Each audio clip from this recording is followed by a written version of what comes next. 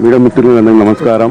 ఈరోజు బోడుప్పల్ మా ఒంగర్ సాయి మాకు గబ్బర్ సింగ్ టీంలో నన్ను పిలిచేందుకు చాలా సంతోషం ఉన్నది. సోషల్ వర్క్లో నంబర్ 1 ఉంటాడు మా సాయి.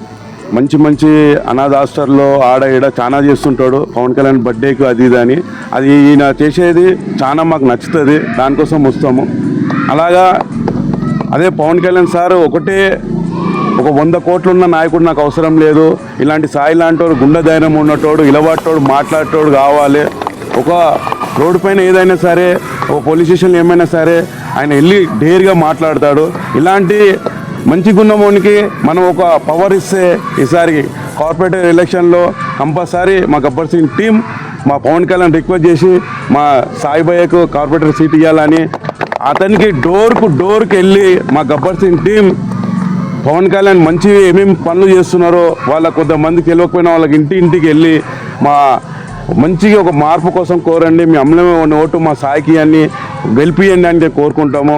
అలానే ఈ మధ్యలో మొన్న సోషల్ మీడియాలో విన్నాము, ఒక వ్యక్తి ఒక ఫాదరు పవన్ కళ్యాణ్ని తుక్కులు చేసి ముక్కలు చేసి నరకాలని అంటున్నారు.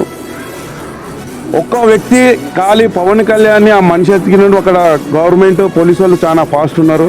ఆ వ్యక్తి బయట ఉంటే ఎన్ని తుక్కురాలు అవుతుండో మా జనసేన నాయకులు ఎన్ని తుక్కురాలు చేస్తుండో తెలియదు అని ఆ విధంగా ఈసారి జనసేన పవన్ కళ్యాణ్ ఏ మాట అనాలన్నా ఖబర్దార్ చెప్తున్నా ఆలోచించాలి.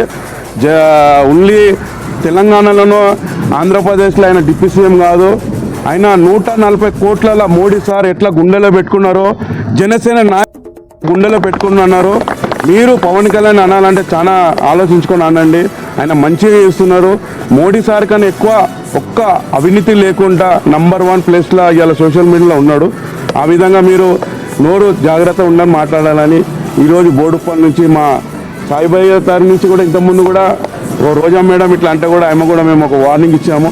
మీరు మా పవన్ కళ్యాణ్ అనకుండానే మా పవన్ కళ్యాణ్ చేసే మంచి పని లేకపోతే వర్క్ చేయకపోతే ప్రశ్నించురని వాళ్ళ కుటుంబంలోని వాళ్ళ ఫ్యామిలీని తిట్టొద్దని మా గబ్బర్ సింగ్ టీం డిమాండ్ చేస్తుంది. Thank you.